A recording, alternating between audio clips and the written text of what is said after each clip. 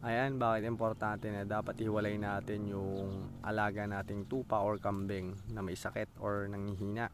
So itong ating tupa na to ay nanlalamot siya. Hiniwalay ko siya sa karamihan para hindi siya makahawa. So hiwalay yung kulungan nila. Dito yung malalakas, dyan. And then yung mahihina doon. Ayan, bali may dalawa lang akong mahihina na tupa. Namatay na ako ng 5. So yun ang kanila. Yun ang nangyayari sa kanila. Malakas sila kumain pero parang nalulumpo sila, ganun. Hindi sila makalakad katulad nito.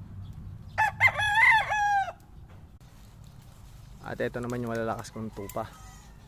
Magkakasama lang din sila. So para hindi magkahawakan, ganun ang ginagawa natin. So ayan, pinapasto lang natin sila.